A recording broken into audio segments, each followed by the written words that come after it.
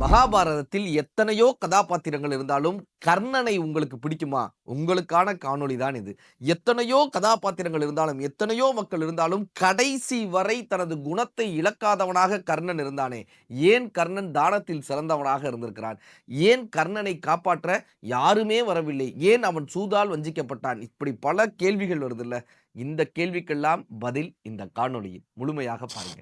அனைவருக்கும் இனிய வணக்கம். நான் உங்கள் மதுரை ராமகிருஷ்ணன். இந்த மகாபாரதத்துல எத்தனையோ கதாபாத்திரங்கள் இருந்தாலும் கூட தானாக முளைத்து தானாக எழுந்து நின்று அத்தனை பேருக்கும் நிழல் கொடுப்பவனாக நின்ற இந்த கர்ணன் அத்தனை பேராலும் வஞ்சிக்கப்பட்டாங்க. இந்த உலகத்துல ஒருத்தரை காப்பாத்தணும்னா மாதா, பிதா, குரு, தெய்வம்ன்ற 4 பேர் ஒருத்தரை காப்பாத்துவாங்க. இந்த 4 பேராலும் கைவிடப்பட்டவன் இந்த கர்ணன். 4 பேராலும் வஞ்சிக்கப்பட்டவன் இந்த கர்ணன். சார், மாதா அவங்க அம்மா பிறந்தப்பயே துணியில சுத்தி ஆத்துல விட்டுறாங்க. ஆத்துல விட்டாங்க. சூரிய பகவான் அவருடைய அப்பா கடைசி வரை அவரை காப்பாற்றுவதற்கு அவருடைய பெரும் முனைப்பு இல்ல. 3வது அவருடைய குரு பரசுராமர் சாபம் கொடுத்துட்டார் சார். உரிய நேரத்துல நீ கற்றுக்கொண்ட வித்தையெல்லாம் மறந்து போகும்னு பரசுராமர் சாபம் கொடுக்கிறார். அவருடைய துடையிலிருந்து துளைத்து ஒரு வண்டு வெளியே வருது. அந்த வண்டினுடைய துளைத்த காரணத்தினால் ரத்தம் பட்டு பரசுராமரினுடைய தூக்கம் கெடுது. கர்ணனுடைய துடையிலிருந்து வண்டு வெளியே வந்து அவருடைய ரத்தம் பட்டு பரசுராமருடைய தூக்கம் கெடுது. நீ சத்திரியனாகத்தான் இருக்கக்கூடும் என்று சொல்லி பரசுராமர் தன்னுடைய ரொம்ப பிடித்த ஆகச்சிறந்த சீடனான கர்ணனை சபித்து விடுகிறார். உரிய நேரத்தில் உன்னுடைய வித்தையெல்லாம் மறந்து போகும்னு பரசுராமர் சபிச்சிடுறார். எல்லாத்தையும் விட சரி, திக்கற்றவனுக்கு தெய்வம் துணைன்னு யாருமே துணை இல்லாலும் கூட தெய்வத்தின் துணை கொண்டு ஒருவன் பயணித்து விட முடியும்னு சொல்லக்கூடிய அந்த தெய்வமே கடைசியில் வந்து அந்தன ரூபத்தில் நீ செய்த புண்ணியங்களை எல்லாம் தானமாக கொடு என்று கிருஷ்ணர் பெற்றுட்டு போனார். ஒரு மனிதனை 4 பேர் கைவிட்டாங்க. மாதா, பிதா, குரு, தெய்வம் ஆகிய 4 பேர் கைவிட்டாலும் கூட இந்த கர்ணனை கடைசி வரை காப்பாற்றியது தெரியுமா? அவர் செஞ்ச தர்மங்க, அவர் செய்த தானங்க. தானமும் தர்மமும் தான் அவரை கடைசி வரை காப்பாற்றியது. எல்லோரும் தானம் செய்தார்கள், எல்லோரும் தர்மம் செய்தார்கள். ஆனால் கர்ணன் என்ன தெரியுமா பண்ணார்? தன்னுடைய மூச்சு இருக்கும் வரை தானம் செய்து கொண்டிருந்தார். ஒரு பெரிய மழை காலம், எல்லாரும் பஞ்சபாண்டவர்கள்ட்ட போய் கேட்குறாங்க, எங்களுக்கு வீட்டுக்கு சமைக்க முடியலன்னு கேட்குறாங்க. இப்போ இந்த எரிவாயு பிரச்சனை வந்திருக்கு பாருங்க, சமையல் சிலிண்டர் பிரச்சனை வந்திருக்கு, அந்த மாதிரி அந்த காலத்திலே இருந்துச்சு. மழை பெஞ்சதுங்க, எங்களுக்கு எரிக்கிறதுக்கு விறகெல்லாம் ஈரமா இருக்கு, சமைக்க முடியலன்னு. இப்ப பஞ்சபாண்டவர்கள் சொல்றாங்க, இங்க அரண்மனையிலேயே இதே பிரச்சனை தான், இங்கேயும் விறகு இல்ல, எரிக்க முடியல, அரண்மனைக்கு சமைக்கிறதுக்கே விறகு இல்ல, விறகு தவிர வேற எது வேணாலும் கேளுங்க, நாங்க தர்றோம். நாங்க பொன் பொருள் எது வேணாலும் தர்றோம், விறகு மட்டும் கேட்காதீங்க. நாங்க இப்ப விறகு தானே அவங்களுக்கு தேவை, அன்னைக்கு தேவை அதுதானே. பொன் பொருள் வச்சு என்ன பண்ண முடியும்? அவங்க நேரா கர்ணன்ட்ட போய் நின்னாங்க. அடுப்பெரிக்கிறதுக்கு விறகு இல்ல, நாட்டு மக்கள் அடுப்பெரிப்பதற்கு விறகு இல்ல, மழையில விறகெல்லாம் ஈரமாயிடுச்சு, என்ன பண்ணலாம்? காரணம் என்ன தெரியுமா சார் பண்ணா? அரண்மனையில ஒரு பகுதியை இடிக்க சொன்னா சார். அரண்மனையில் ஒரு பகுதியை இடிக்க சொல்லி அதில் இருந்த மரங்களை எல்லாம் விறகாக மாற்றி அதை அடுப்பெரிப்பதற்காக கொடுத்தான் சார். நாட்டு மக்கள் அடுப்பெரிப்பதற்காக தன்னுடைய அரண்மனையை இடித்தவன் கர்ணனாக இருந்தான். மக்களினுடைய மனம்தான் என்னுடைய அரண்மனை என்று இறுதி வரை இருந்தவனாக இருந்தான். அர்ஜுனன் விடக்கூடிய அம்பெல்லாம் போய் மாலையா விழுகுது, கர்ணன் மேல மாலையா விழுகுது. அர்ஜுனன் விட்டு அம்பெல்லாம் போய் மாலையா விழுகுது. கடைசி போர்க்களத்துல அர்ஜுனனால கர்ணனை கொல்ல முடியல, அம்பெல்லாம் மாலையா போகுது. கிருஷ்ணா என்ன இதுன்னு கேட்கிறாரு. கிருஷ்ணர் யோசிச்சுட்டு சொல்றாரு, கர்ணன் செய்த தானமும் தர்மமும் அவனை காக்கிறது, அவனை காக்கிறது. நான் ஒண்ணு பண்றேன், நான் போய் அந்த தானத்தையும் தர்மத்தையும் வாங்கிட்டு வந்துடுறேன், அதை தானமா வாங்கிட்டு வந்துடுறேன்னு கிருஷ்ணர் என்ன யோசிக்கிறாரு? எப்படி துரோணாச்சாரியாரை வஞ்சம் வைத்து கொன்றார்களோ, பீஷ்மரை வஞ்சம் வைத்து கொண்டார்களோ, அப்படி அப்படி கர்ணனையும் வீழ்த்தி விடலாம் நினைச்சு கிருஷ்ணர் போய் அந்தனர் வேடம் போட்டு நிற்கிறாருங்க. கர்ணன்ட்ட போய் அந்தனர் வேஷம் போட்டு நிற்கிறாரு. கர்ணன் உடம்பெல்லாம் ரத்தம், உடம்பெல்லாம் ரத்தம். கிருஷ்ணர் முன்னாடி போய் நிக்கிறாரு, அந்தனர் வேஷம் போட்டு நிக்கிறாரு, யாசகன் வேஷம் போட்டு நிக்கிறாரு. கர்ணா, கர்ணா, எனக்கு ஒரு தானம் வேணும், கேட்கலாமான்னு நிக்கிறாரு.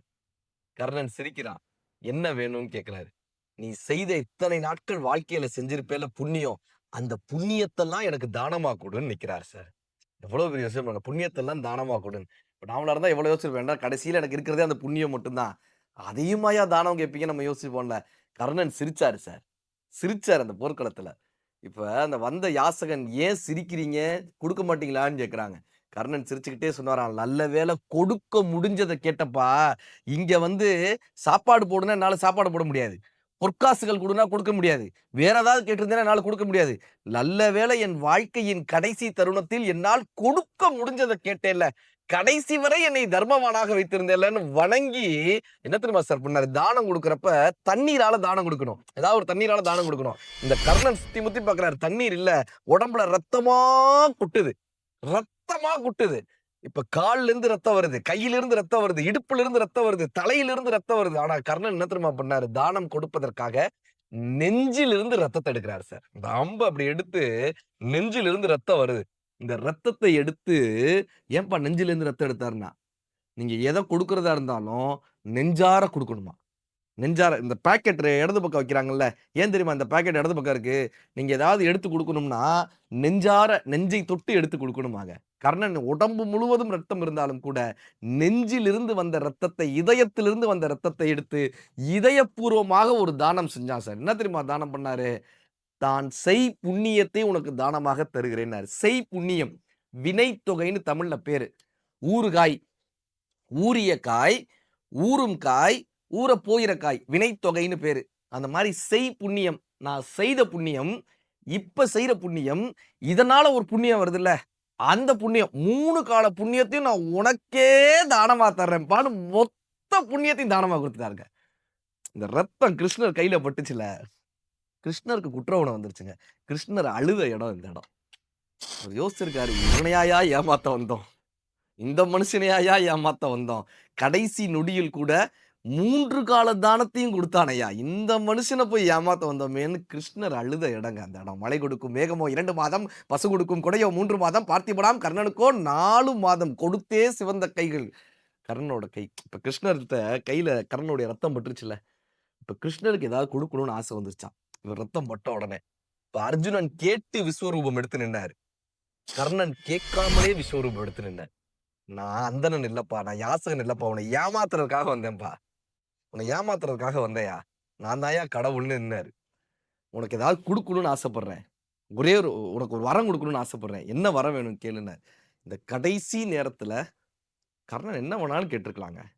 எனக்கு சொர்க்கத்தை கொடுன்னு கேட்டிருக்கலாம், மோட்சத்தை கொடுன்னு கேட்டிருக்கலாம், அல்லது என்னுடைய காயங்கள்லாம் நீங்கி நான் மீண்டும் தளபதியாக வரணும்னு கேட்டிருக்கலாம், என்ன வேணாலும் கேட்டிருக்கலாங்க. ஆனா அந்த கர்ணன் என்ன தெரியுமா கேட்டாரு?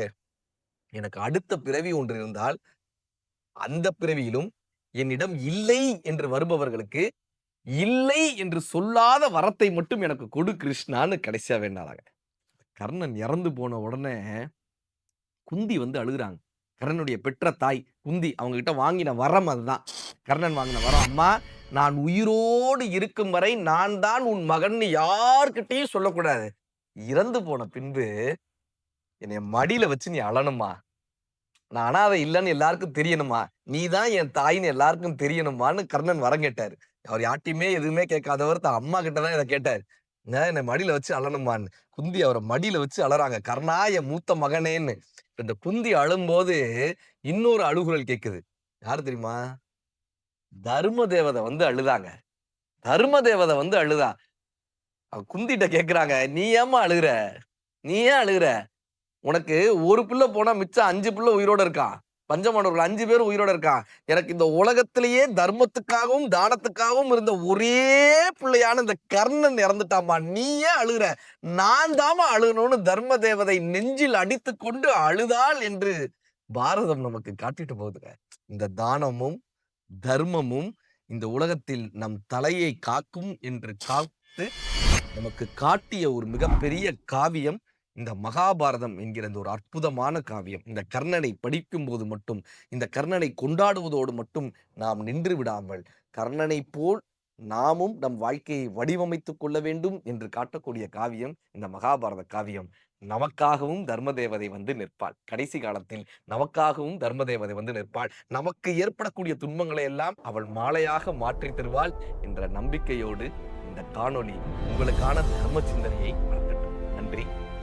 இப்படியான மகாபாரத கதைகளை, நீதி கதைகளை, நல்ல நேர்மறை சிந்தனைகளை, தன்னம்பிக்கை கதைகளை உங்கள் குழந்தைகளுக்கும் நீங்களும் படிக்க வேண்டும் என்று ஆசைப்பட்டால், ஒரு நிமிட கதை என்கிற என்னுடைய புத்தகத்தை நீங்கள் பெற்றுக்கொள்ளலாம்.